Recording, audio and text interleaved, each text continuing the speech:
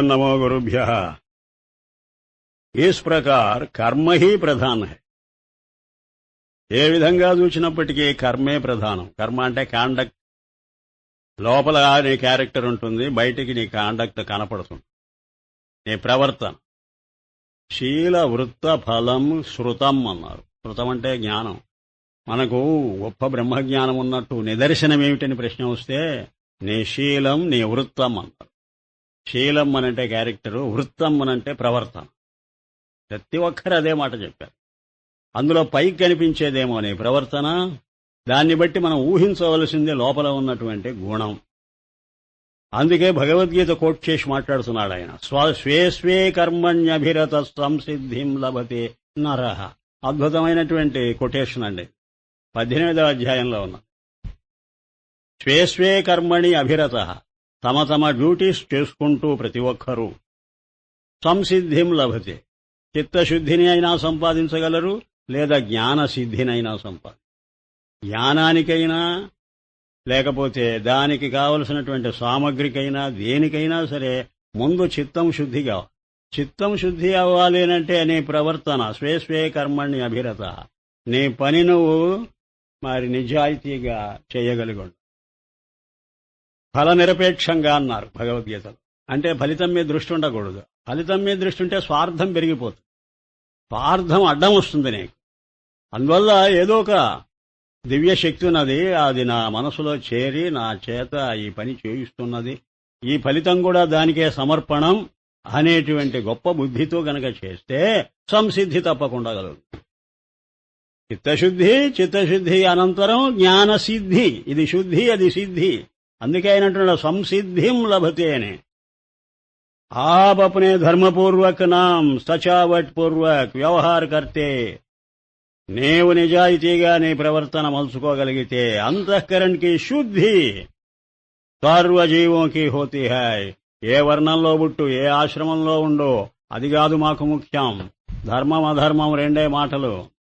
అందులో నువ్వు ధర్మం పాటిస్తేనే నీవు ఉత్తముడు అనిపించుకుంటావు. యది ఇన్మే కోయి నీచి హోతా, దీనిలో నీచమైనటువంటి పనులు చేస్తూ కూర్చున్నావుతో తీసుకొని చిత్తకి శుద్ధి నహి హోనీ చాహియే. వాడి మనస్సు ఎప్పుడు కలవరం చెందుతూ ఉంటుంది. వాడు పైకి బుకాయిస్తున్నా లోపల దొంగ, వాడికి వాడు పిరికి. ఆ పిరికితనం పైకి చూపకపోయినా లోపల మాత్రం వాడిని ప్రాణం తీస్తూనే ఉంటుంది. కనుక వర్ణాశ్రమ విభాగం అనేది ఈ రకంగా అర్థం చేసుకోవాలి. ఈస్ సంకేత్ సే, ఏమిటా సంకేత్? ఇసే కర్తవ్యం కే అధీన్ హీ ఉత్తమాది వ్యవహార రఖనే సే. ఉత్తముడా అధముడా అనేది నిర్ణయించటానికి నీ కర్తవ్యాన్ని బట్టి ఉంటుంది. నువ్వు చక్కగా నువ్వు నెరవేరుస్తున్నావా లేదా.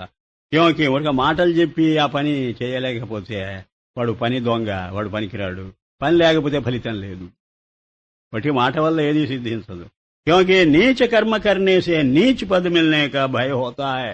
ఒరే ఈ పనికి మాల పని చేశామంటే ఎప్పటికైనా 10 మంది నోటా పడవలసి వస్తుంది, నలుగురు బురువదిడతారు. అంచేత ఆ భయంతోనైనా వాడు మంచి మార్గంలోకి వస్తాడు. ఊంచి కర్మ కర్నేసే ఊంచి పద్ మిల్తా హై. దీనివల్ల లోకంలో పేరు ప్రఖ్యాతులు ఉంటాయి. ఇస్ సంకేత్ సే, ఇదేనట మనకు రూల్.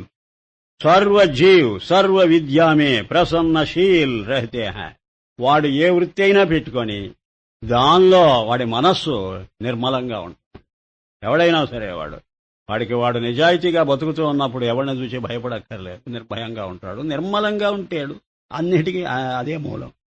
ఆలసీ నహీ హోతే, సోమరి అని అనిపించుకోడు. ఆలసీ బుద్ధికి క్షీణతగా కారణ హై. అదిగో దానివల్లనే బుద్ధి క్షీణిస్తుంది, తెలుసుకోవాలి మనం. పరశురాముడంటే ఎవడు అని ఒక సంకేతం. ఇవన్నీ వారు వీరు వచ్చి ఆయన అడుగుతూ ఉంటే ఇచ్చిన జవాబులుగా మనం భావించవచ్చు. వాటి సంకేతం వివరిస్తున్నాడు. ఎంతో దూరం అక్కర్లేదు. పశ్చాత్ నవవార్ ఉపదేశసే ముముక్షు నిక్షత్రాయణ్ నాం అజ్ఞాన్ తత్కార్యక అత్యంత అభావ్ మిథ్యాత్వ నిశ్చయగతాయ్. పరశురామాట, ఆ రామతత్వం మనలో ఉన్నది. సురామ కావాలది. స్వార్థంతో బతకూడదు. ఆత్మారాముణ్ణి పట్టుకున్నప్పుడే సురాముడు అవుతావు. అది పరం. పరశు అనేదాన్ని విభజించారు. అదే ఈ అపరమైన జీవభావానికి పరమైన ఈశ్వర భావం. అదే గండ్రగొడ్డలి.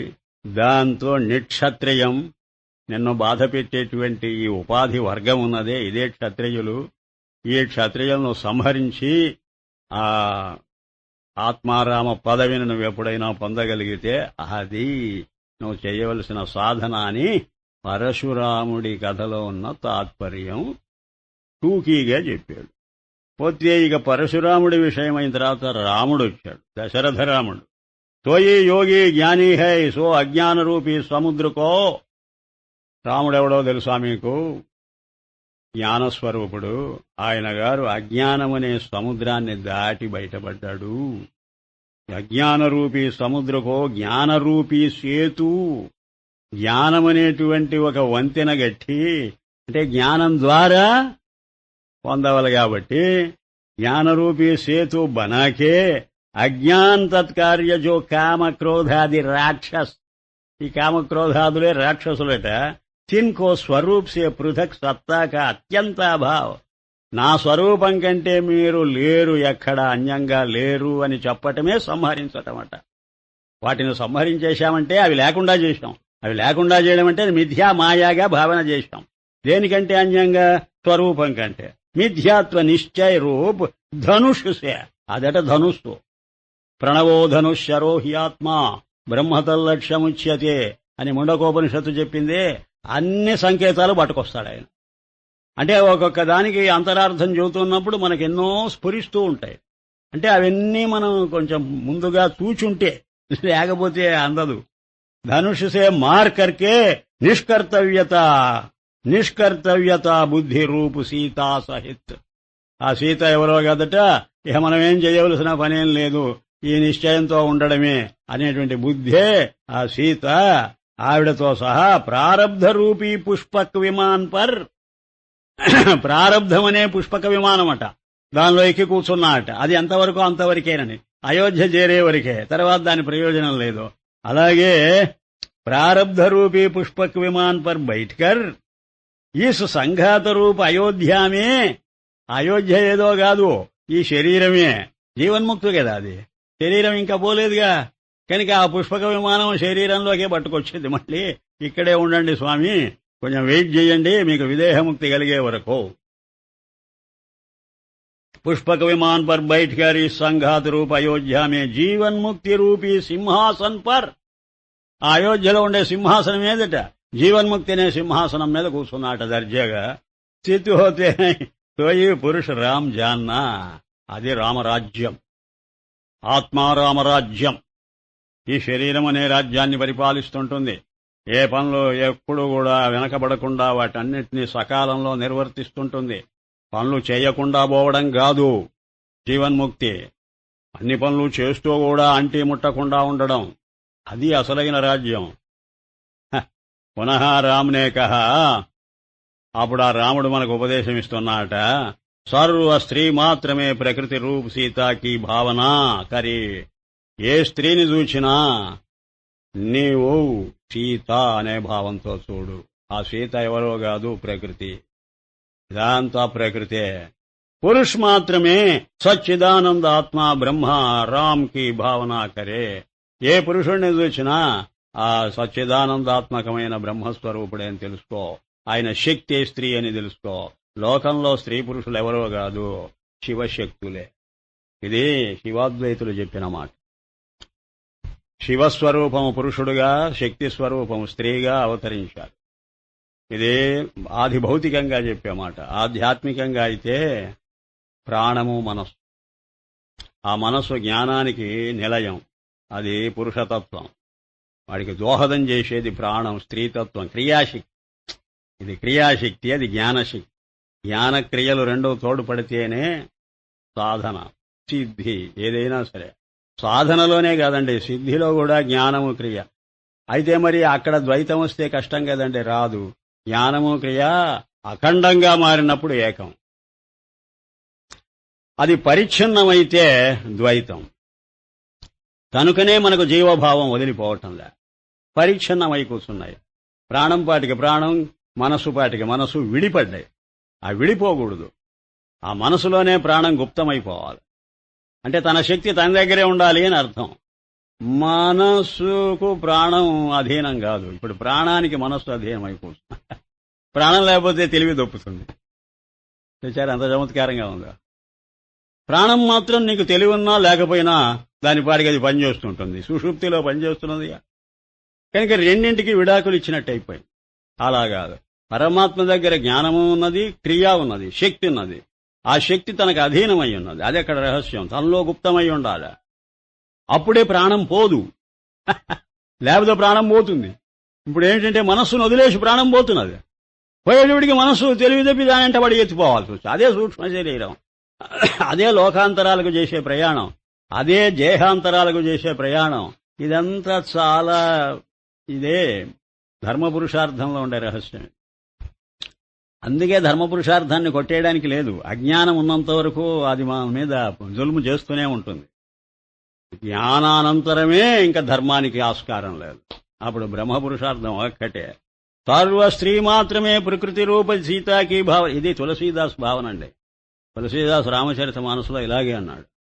ఈ బాగా గ్రంథాలన్నీ చూచినవాడు.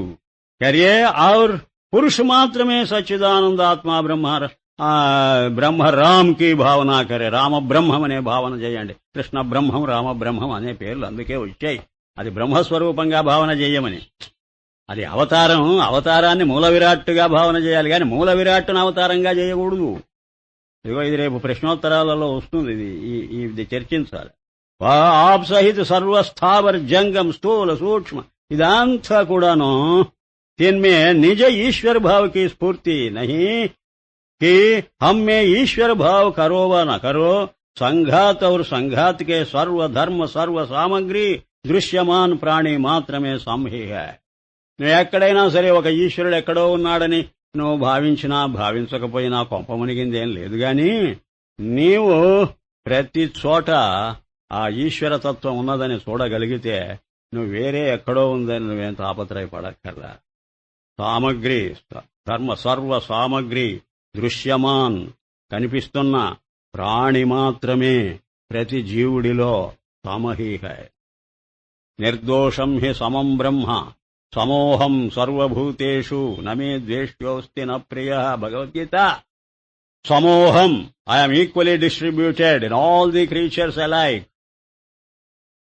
ఈక్వలీ డిస్ట్రిబ్యూటెడ్ అట. అందుకే సామాన్యమనడం దాన్ని. సమానంగా సర్వత్రా ఉండది ఒక భగవతత్వమేనండి. ఆకాశతత్వం అంటే నీకు దృష్టాంతంలో ఆకాశం, దార్ష్టాంతికంలో చిదాకాశం. ఈ రెండూ పట్టుకోండి చాలు. ఇక జీవితానికి ఇంక ఏది అక్కర్లే. మీరు కళ్ళు తెరిచి చూస్తే ఆకాశం కనపడాలి, కళ్ళు మూసుకొని చూస్తే చిదాకాశం కనపడాలి. బాస్. అంతేకాదు కళ్ళు తెరిచినప్పుడు ఈ జడాకాశంలో చిదాకాశం కనపడాలి. కళ్ళు మూసినప్పుడు చిదాకాశమంతా జడాకాశంలాగా విస్తరించి కనపడాలి. జడాకాశం అంటే విస్తారం, చిదాకాశం అంటే దాని స్వరూపం. ఆ విస్తారానికి స్వరూపం చైతన్యం. ఈ చైతన్యము యొక్క విస్తారం ఆకాశం. ఇది ఒక చమత్కారమైన భాష.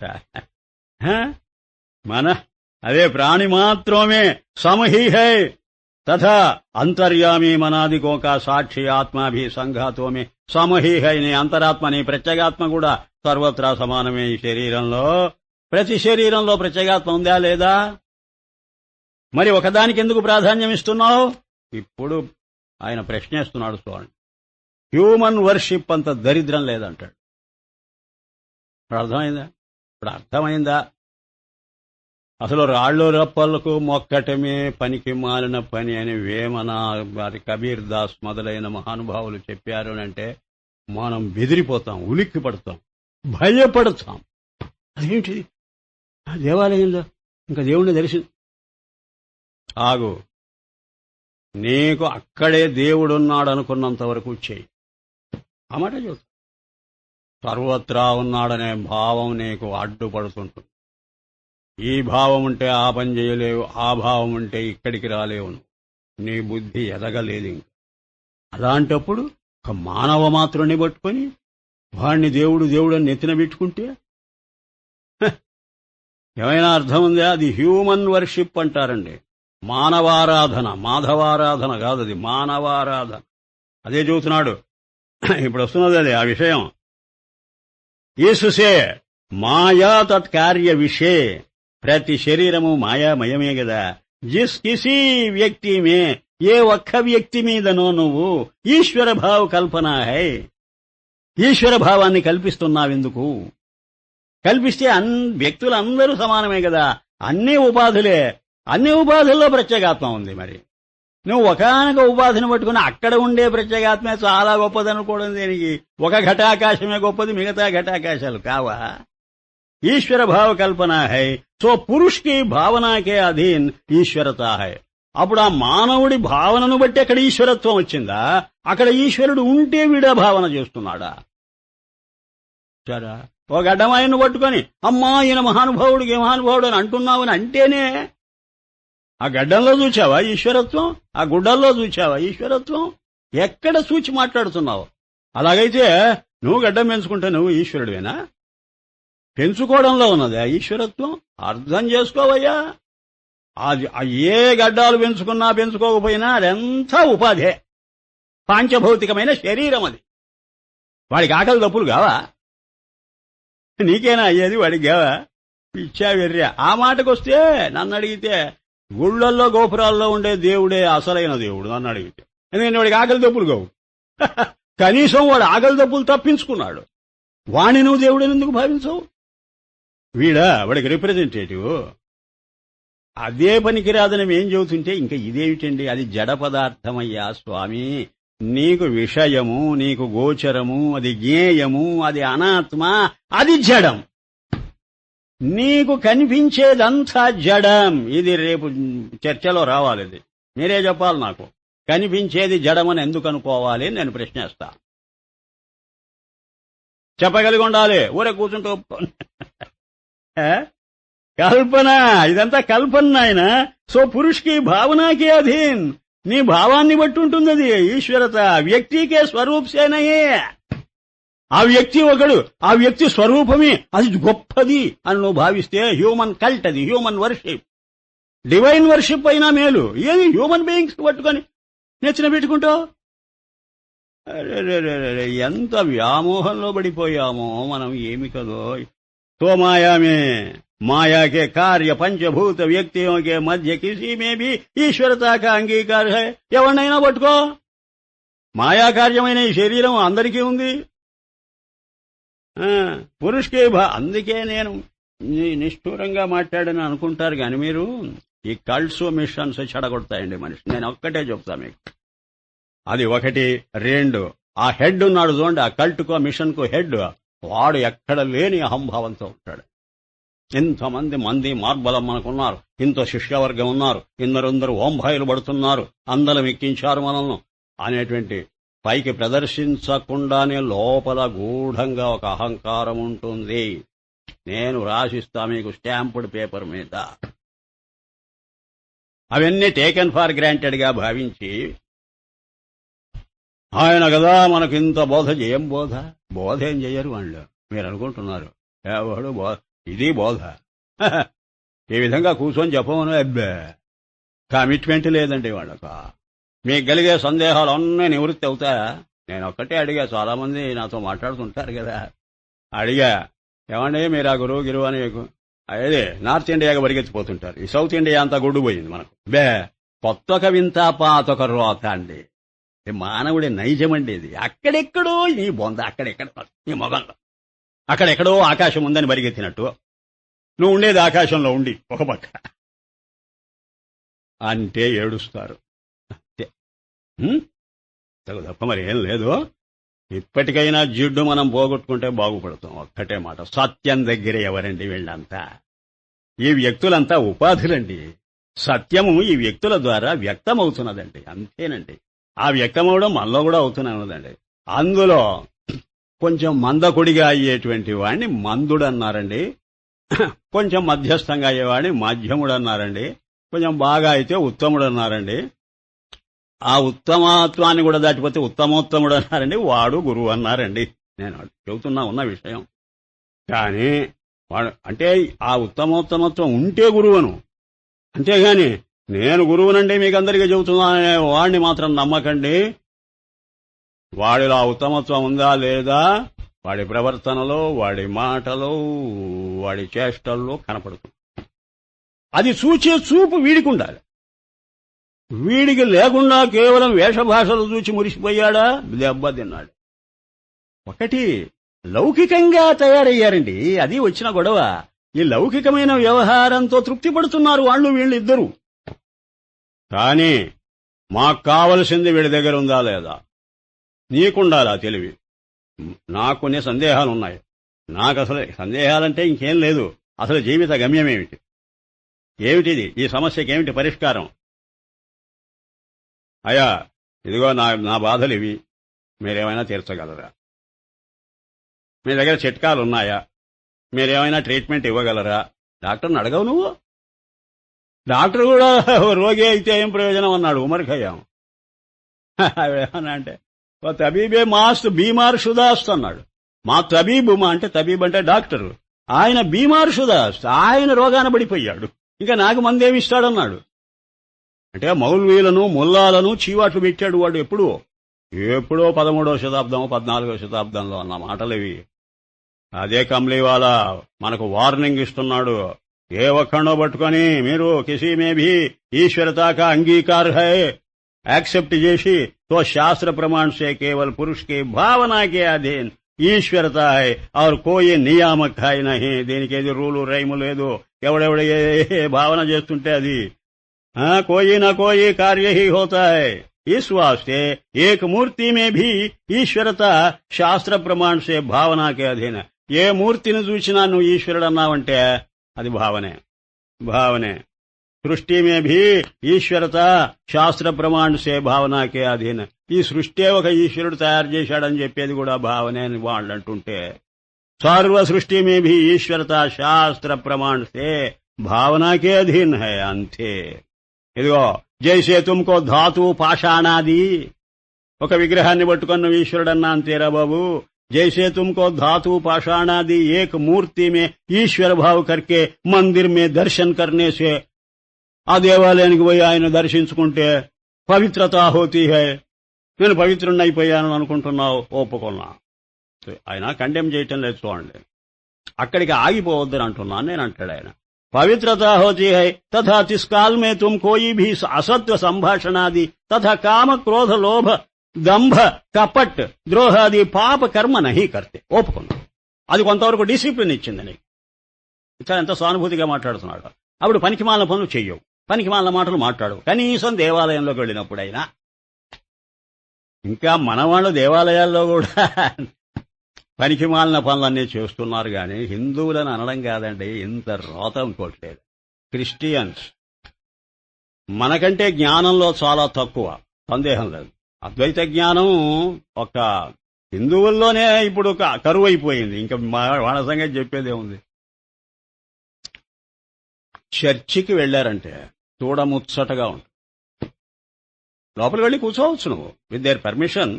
అయ్యా నేను కూడా విందామన్నా రండి కూర్చుండాను. సైలెంట్ గా ఉండాలి. సైలెన్స్ అనేది చూస్తుంటే మహా అద్భుతంగా కనిపిస్తుంది. అసలు లోపల ఇంతమంది కూర్చున్నారా అని మనకు అనుమానంగా ఉంటుంది. ఇంకా మాస్కులోకి వెళ్ళామంటే మసీదుకు ముస్లిమ్స్ ఇంకా డిసిప్లిన్, ఇంకా అయితే ఫెనటిక్స్ అది ఒప్పుకోవాలి. మూర్ఖులు అది తప్ప ఇంకా ఏం ప్రపంచమే లేదు వాళ్ళకు. మన వాళ్లకు సర్వము భగవత్ స్వరూపం అనే మాటలు మాత్రం ఉన్నాయి. చేష్టలో కనపడదు. ఒక దేవాలయంలో డిసిప్లిన్ ఉందా నీకు? ఉందా? ఈ క్యూలేమిటండి? ఏ మసీదులో క్యూ ఉందండి? ఏ చర్చిలో ఉందండి? పరువు పోతుంది, సిగ్గు పోతుంది మనకు. దేవుడి దగ్గర రుసుము వసూలు చేయడం ఏమిటండి? ఏ చర్చిలో పైసలు వసూలు చేస్తారు, ఏ మసీదులో చేస్తారండి? ఎందుకండి ఈ మొత్తం చెబుతున్నాడు చూడండి. తీసుకాలమే ఆ సమయంలోనైనా ఇప్పుడు ఈ అయ్యప్ప భక్తులు వీళ్ళంతా ఉన్నారా, ఆ సమయంలో దీక్షగా ఉంటారు. చూచారా? కనీసం అదైనా ఇస్తున్నదయ్యా నీకు, సంతోషించమంటాడు. నేను పవిత్రత హోతి తథా తిస్ కాల్ మే తుమ్ కోయి భీ అసత్ సంభాషణాది, పనికిమాల మాటలు మాట్లాడవు. తథా కామ క్రోధ దంభ కపట ద్రోహాది ఒకరికొకరు సర్వీస్ చేసుకుంటారండి, సోషల్ సర్వీస్. అప్పుడు విరోధాలు ఉండవు ఒకడికొకడికి. ఇది ఇంతకుముందు సముద్ర మథనం జరిగినప్పుడు రాక్షసులు దేవతలు భాయి అయ్యారు తెలుసా. ఆ కథ కూడా వేదవ్యాసుడు ఊహించాడా అనిపిస్తుంది నాకు. అంటే ఒక పవిత్రమైన కార్యం చేస్తున్నప్పుడు, ఒక ఆదర్శం పెట్టుకుని నడుస్తున్నప్పుడు అప్పుడు పరస్పర వైరం ఉండకూడదు. తాత్కాలికంగానైనా మర్చిపోండి, అదైనా మీకు మేలు అని చెప్పడం కదా మహర్షి.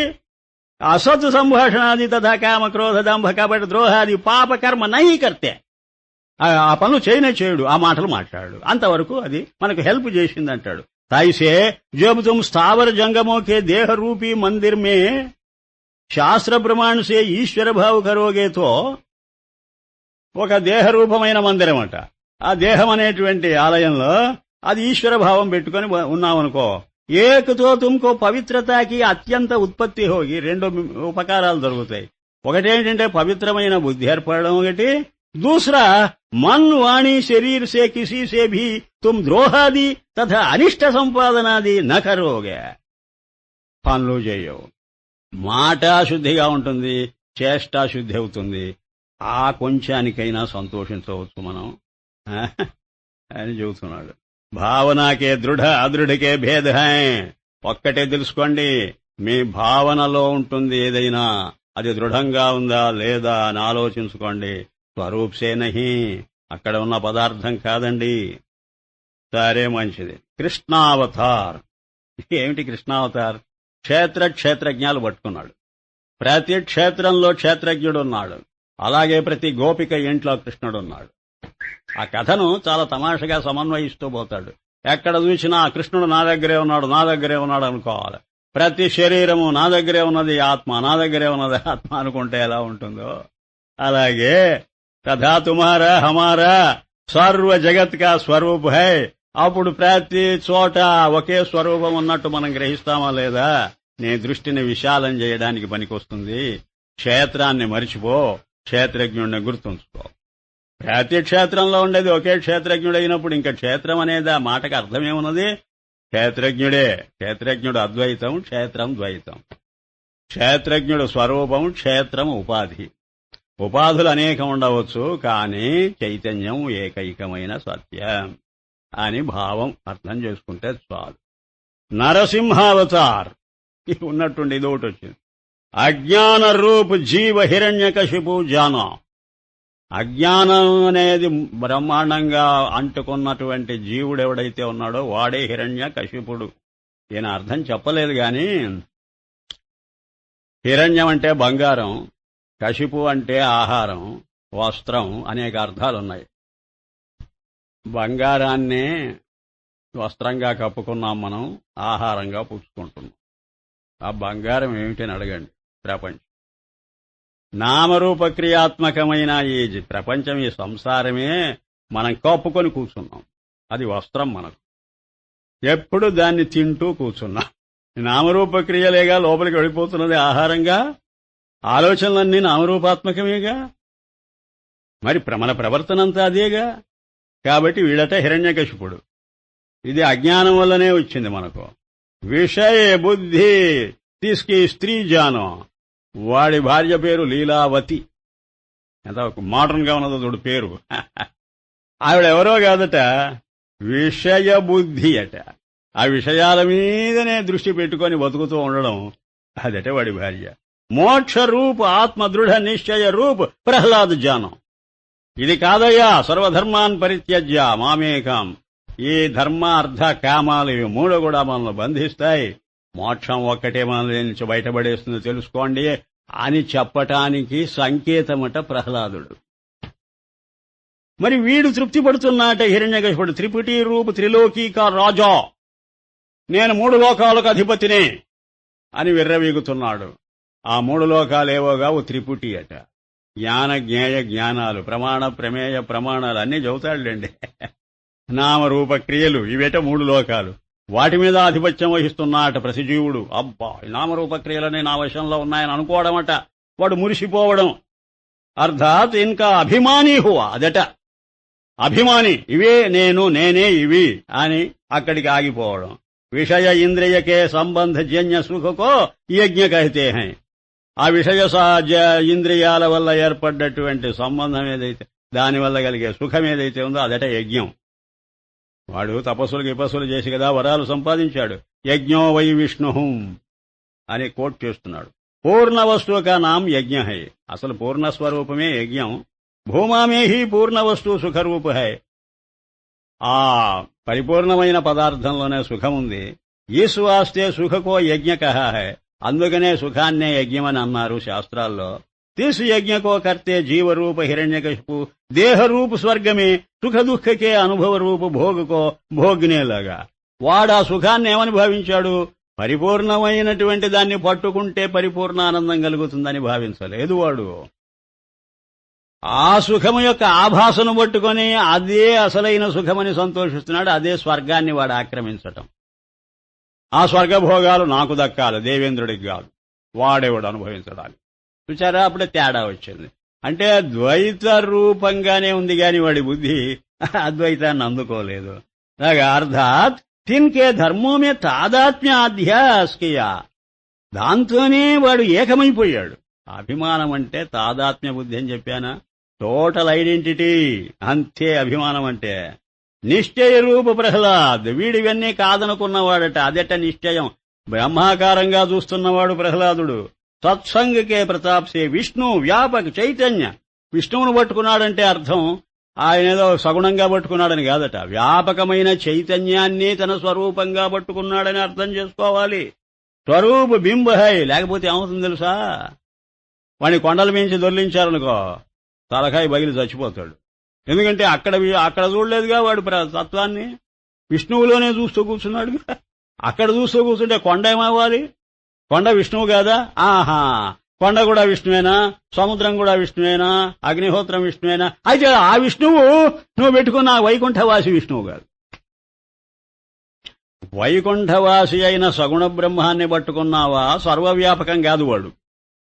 సర్వవ్యాపకమైన విష్ణుతత్వాన్ని పట్టుకున్నావా? వాడు సగుణం కాదు, నిర్గుణం.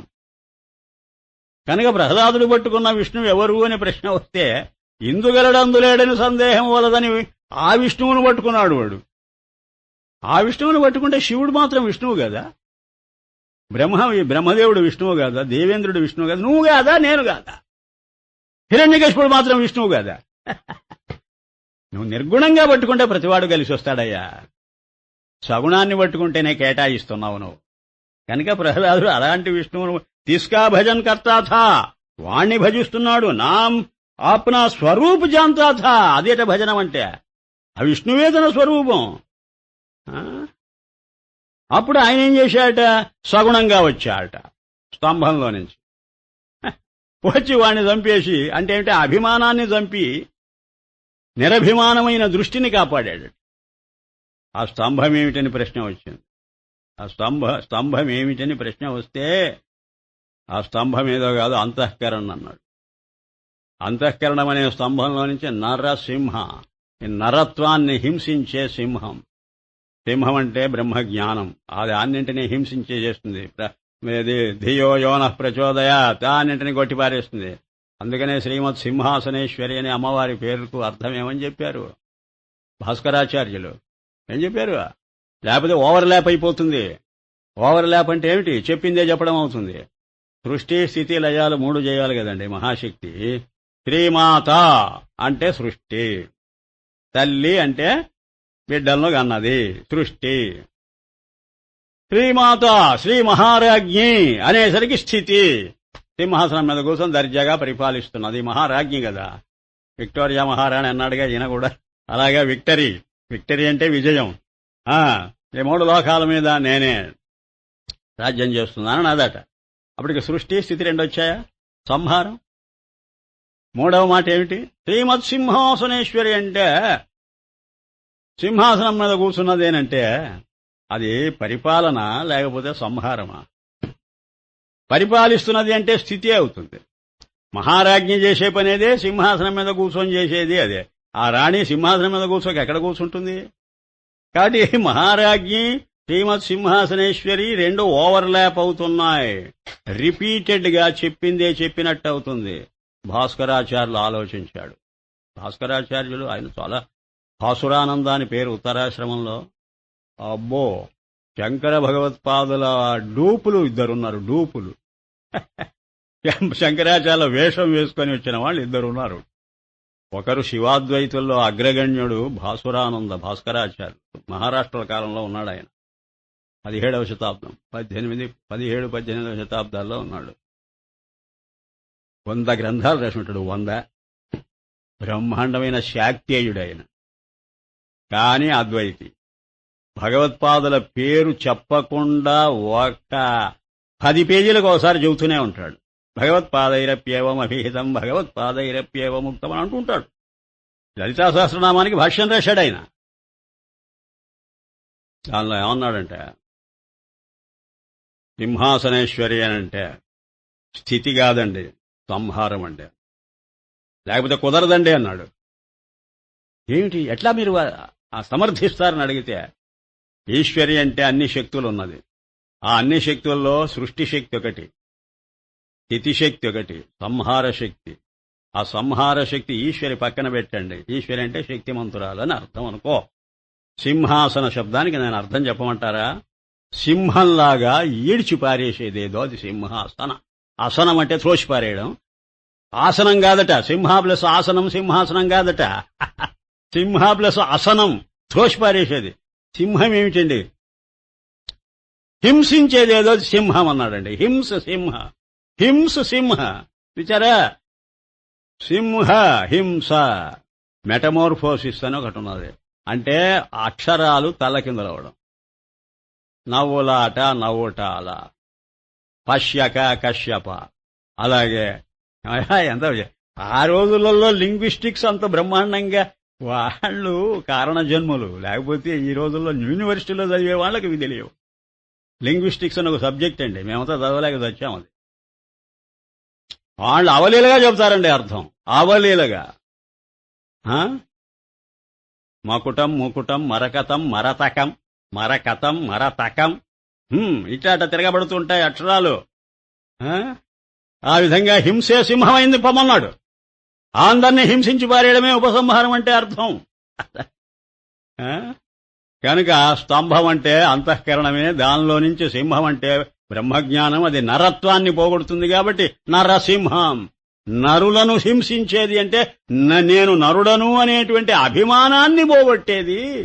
అది ఆ హిరణ్యకశిపుణ్ణి చంపటం అంటే అర్థం, ప్రహ్లాదుణ్ణి కాపాడడం అంటే అర్థం ఇది అని చెప్పాడు పాపం. తర్వాత ప్రథమ్ అజ్ఞాన్ కాల్మే మై వార్ని ఆశ్రమీ హూ. నేను ఒక ఫలానా వర్ణంలో పుట్టాను, ఫలానా ఆశ్రమంలో ఉంటున్నానడం అజ్ఞానంలో ఉన్నంత వరకు జరుగుతుంది. మలమూత్రకా శరీర రూప భీ my who.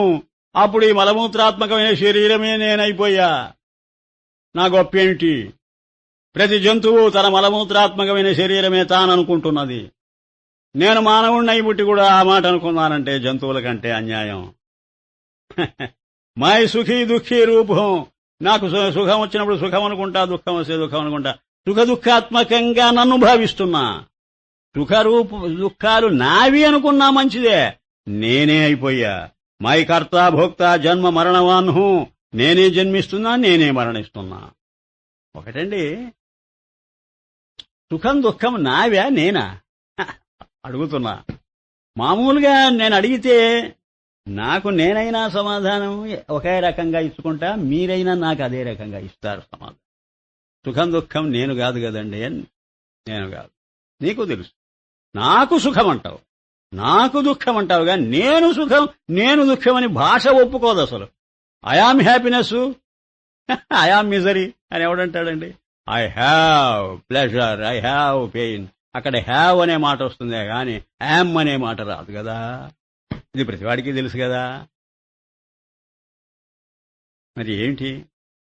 My Sukhi my దుఃఖీ అని అన్నావు కదా, ఇదే పొరపాటు. మేరా సుఖ్ మేరా దుఃఖ అనవలసింది పోనిచ్చి మై సుఖం మై దుఃఖం ఉంటే అంటావా? ఇదే ప్రిన్సిపల్ అన్వయించు. నా జన్మ అంటావు, నా మరణం అంటావు గాని నేనే జన్మ నేనే మరణం అంట. అబ్బాబ్బా, ఎంత అద్భుతంగా అన్వయిస్తున్నారో చూడండి. నేనే I am my birth, I am my death. దీన్ని బట్టి ఏమని అర్థం చేసుకోవాలి? జననం మరణం నేను కాదు, ఏది నావి. నావి అనేది నాకు భిన్నమా, కేవలం నాకు అభిన్నమా? నాది ఎప్పుడు నాకు భిన్నం. అంటే జన్మ మరణం నాకు భిన్నం. నాకు భిన్నమనంటే నా అనుభవం కాదది. సింపుల్ గా చెప్పిన అద్భుతంగా ఉంటుంది ఇది. దేహాధ్యాసకే లియే నిశ్చయ హోతా. అయితే నా జన్మ మరణం నన్ను ఎందుకు బాధిస్తున్నాయనంటారా? అధ్యాస. అధ్యాస అంటే ఇంపోజిషన్.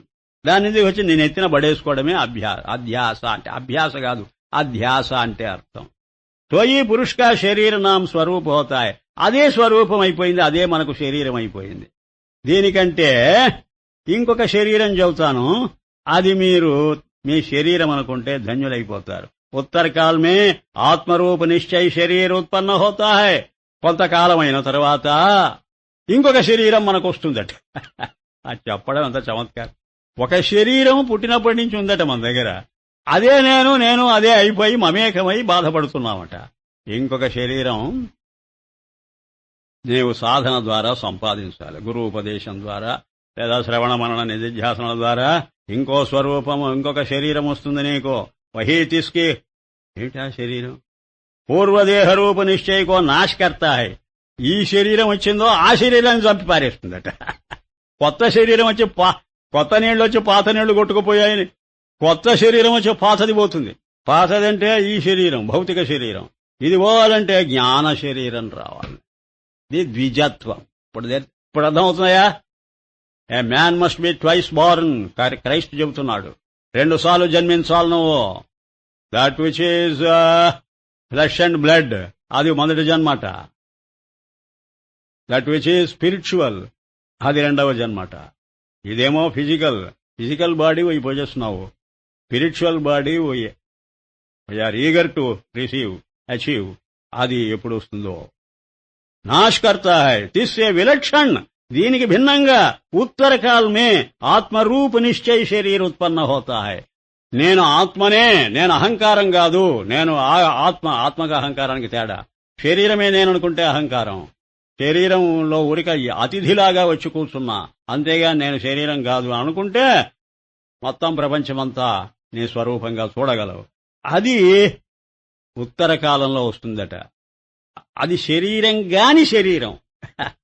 అదే కఠోపనిషత్తు అశరీరం శరీరేషు అనవస్థేషు అవస్థితం అని చెప్పిన మాట. వహీ తిస్కి గతి హోత్య, అదే ఎప్పటికైనా వాడికి ఉత్తమ గతి. తో ఆత్మనిశ్చయం నృసింహ రూప బోధనే. ఆ ఆత్మనిశ్చయం అనే నృసింహుడు నీకు బోధ చేయడం కోసమే జగత్ సహిత జీవత్వ రూప హిరణ్యకశిపుకో మారా. ఈ జగత్తుతో సహా ఈ పిండాండంతో ఉన్నటువంటి హిరణ్యకశిపుడనేటువంటి ఈ అభిమానాన్ని మారా చాంప్యోతల బారేశాడు ఆ నృసింహుడు. రమతలదా కదా, ఎంత చూపుండాలి ఆయనకో. ఏ పురాణాలు ఇతిహాసాలుగా ఏది జంతనై, ఆయన దగ్గర ఏది బతకదు. ఆ దృష్టి పెట్టుకొని చూశాడంటే అంతా దారి ఇవ్వవలసిందే ఆయన. అంటే ఈ ఒక విధంగా ఏమిటంటే ఇది మనకు చేస్తున్నటువంటి బోధ. మీ దుంపల దగ్గర రామాయణాలు, భారతాలు, భాగవతాలు చదువుతుంటారు మీరు, అర్థమవుతుందా? పురాణాలు చదువుతుంటారు, ఎవడైనా చెబుతుంటే వింటుంటారు. బోల్తా పడకండి. ప్రతి చోట ఉన్నది ఆ పరమాత్మ తత్వమే. అదే సర్వవ్యాపకంగా ఉంటుంటుంది. ఇవన్నీ కేవలం సంకేతాలు, అది సత్యం. ఈ సంకేతాల ద్వారా అంతరార్థం పట్టుకోండి, ధన్యులైపోతారు. ఊరిగా ఆ కథలుగా తీసుకున్నారా, మీకది మంట పట్టదు, మనసుకు అసలే పట్టదు. జగత్ సహిత జీవత్వ రూప హిరణ్యకశిపు కుమారా నాం చంపాడంటే అర్థమేమిటో తెలుసా? మిథ్యాత్వ నిశ్చయ్ వా అత్యంత అభావ నిశ్చయ్ కియా. ఇదంతా మిథ్యా మాయ, ఇది అభావం లేదు, ఆభాస. దగ్ధపటవత్, కాలిపోయిన వస్త్రంలాగా కనపడుతున్నది నామరూపాత్మక ప్రపంచం. ఇది పట్టుకోబోతే ఏమీ చేతికి రాదు అనేటువంటి భావం నీకు ఏర్పడమే ఆ చంపటం. అంతకుముందున్నటువంటి వాస్తవ బుద్ధిని చంపిపారేశాడు. ఇప్పుడు మిథ్యాత్వ బుద్ధిని అందించాడు. కించిత్ కాల్ పీఛే నృసింహ రూప బోధ ఆప్ భీ శాంత హో జావేగా. ఆ బోధ కూడా కొంతకాలానికి ఉపశమిస్తుందట. ఏమిటది? ఆ నృసింహావతారం ఉపసంహరించాడు. అర్థమైందా? ఇంకా నరసింహస్వామి కనపడాడు. అంటే ఆ బ్రహ్మాకార వృత్తి బ్రహ్మానుభవంలో లయమైపోతే ఇంకా వృత్తి రూపంగా కనపడదు. అక్కడ దేహ రూపంగా ఆ అవతారం కనపడల.